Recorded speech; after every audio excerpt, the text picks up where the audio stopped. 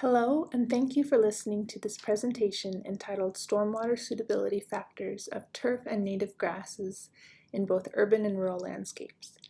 I am Kate Kraszewska, and I'm an assistant professor at Washington State University's School of Design and Construction in their Landscape Architecture program. In the next few minutes, I will be covering who we are, what we did and how we did it, how we are meeting our goals, our results, and what our next steps are. One of the most significant climate change concerns facing the Anthropocene is access to fresh water resources, be it in the diminishing water supply levels, the ever-growing demand on these levels, or the rapidly decreasing quality of fresh water available for human and ecological function. Historically, our stormwater systems moved towards an off-site stormwater management and treatment approach, resulting in a significant decline of on-site infiltration and groundwater recharge rates. Our ecological communities that follow the corridors of streams and waterways have also been significantly impaired with poor water quality, resulting from these municipal stormwater drainage sites. Over the past 2 decades, there have been a significant increase in attempts to provide a more integrated approach to on-site stormwater management. This can be seen especially when reviewing the many innovative best management practices that are being developed to encourage stormwater to be managed and treated on-site. Only very recently has the discussion of aesthetics and the approach to applying this to on-site stormwater management emerged, and this has been called artful rainwater design.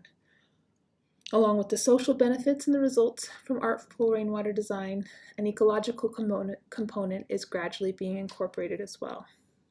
How to benefit ecological habitat and restoration while meeting the needs of the surrounding community, prevent stormwater system failures, and incorporate nuanced design is the current ambitious task that faces stormwater designers today. Our goal for this research was to address these concerns by exploring ways in which grasses can be better applied to stormwater management designing of BMPs in order to address the larger goals of increased water quality, increased groundwater recharge, aesthetically engaging landscapes for social welfare, and improved ecological resilience standards. This was achieved in this study by examining water quality removal efficiencies and the ecological benefits of the grass species, common hard fescue, chewing fescue, sheep fescue, in order to evaluate the stormwater design implications of these said species in the landscape, and to measure the ecological habitat benefits during the water quality improvement and groundwater recharge process.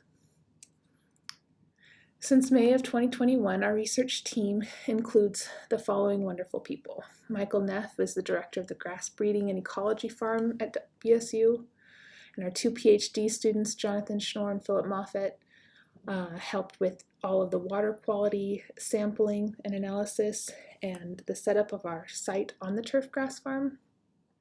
And our 2 undergraduate design students, Juliana Metler, who is a landscape architecture student, and Grace McGowan, who is an architecture student, are helping with collaborating on creating user-friendly presentations of our data. Our research site is located on the WSU Grass Breeding and Ecology Farm in Pullman, Washington, and all of our water samples were processed on the WSU campus in the PCAR Environmental Technology Lab. In order to begin our study, we first had to prep our site. On the Grass Breeding and Ecology Farm drainage swales, we tilled and removed existing grass, planted 5 plots of various grass blends, installed our lysimeters to collect our water 8 to 10 inches below the soil surface, in order to best catch the grass remediations and not the soil remediations of our water. We then simulated artificial storm events and controlled contaminated water and introduced them to the drainage plots.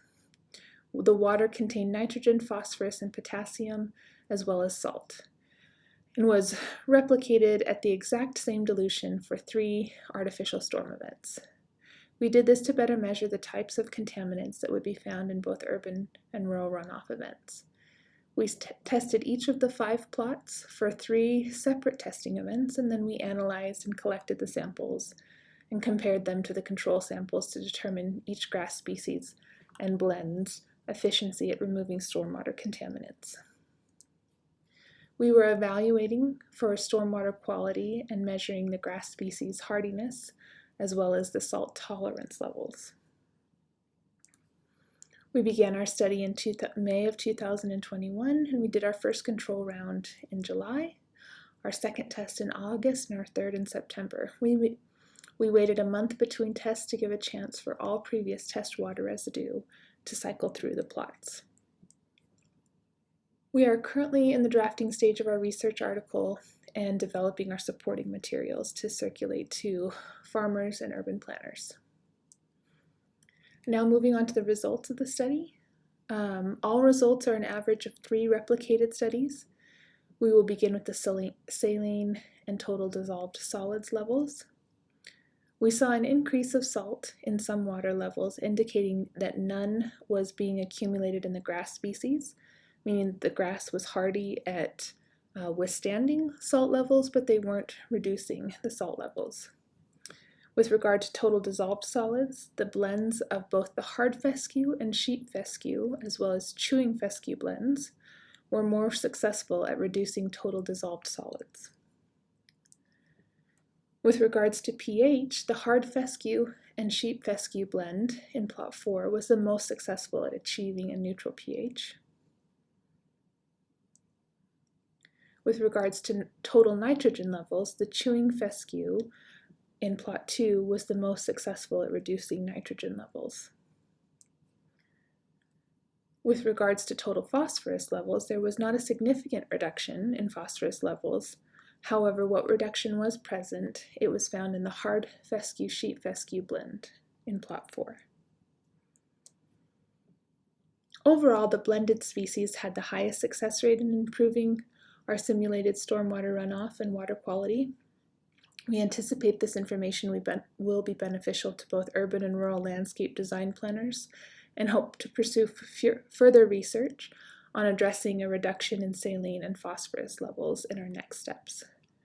We are currently in the process of compiling our study data and a user-friendly report that can be utilized by farmers and designers alike when they are wanting to select the ideal grass species for their water quality concerns. With that, I will conclude my presentation and welcome any questions or comments regarding this project. Thank you.